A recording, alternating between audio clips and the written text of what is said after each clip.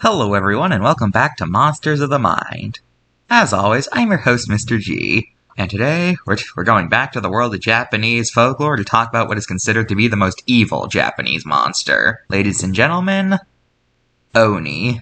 Oni means to hide, and they were a species. They were pretty malevolent, they lived all over Japan, and they come from Japanese folklore.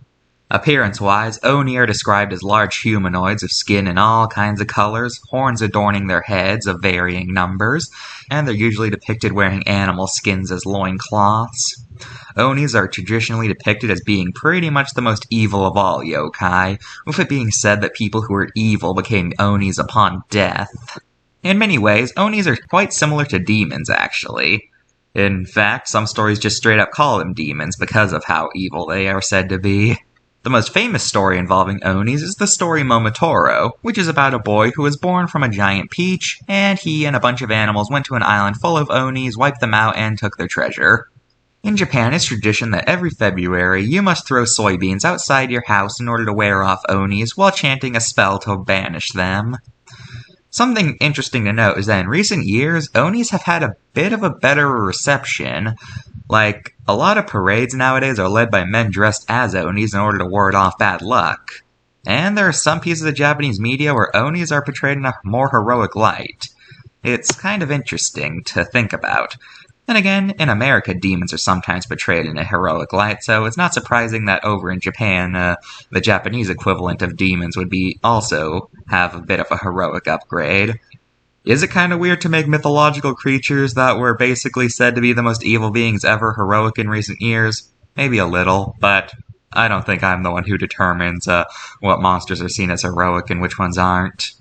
Oh yeah, one last thing to note, all Onis are male. The female equivalents are called Kijos. Now here's Vincent. I haven't had much experience of Onis, since they spend a lot of their time in parts of the underworld that, I do not like going to for, reasons that I hope are obvious. So yeah, I've never interacted with or even seen an Oni, really. I've only heard of them.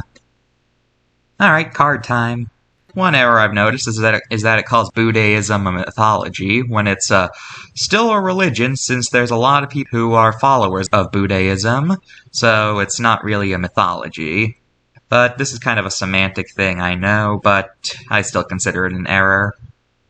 Also on the back, it claims that during the Oni banishing ritual held every February, they toss around peas. That's a common misconception. They actually toss around dried soybeans.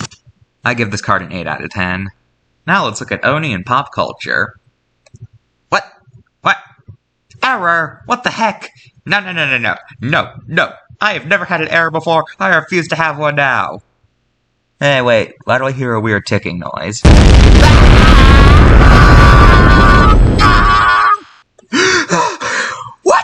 What the fudge was that? What just happened? But the screen straight up exploded! What? How did something like this even happen? I don't use any explosive materials in my screens. How on earth does this happen? I'm ending this. I think I'm just gonna end this. I think I'm ending the video right here. That's all for this episode of Monsters of the Mind. Next time we're reviewing. I don't even know. I don't care. I'm just ending the screen. I'm ending this video. Someone is out to get me. I'm out of here. Goodbye. Shoot. So close.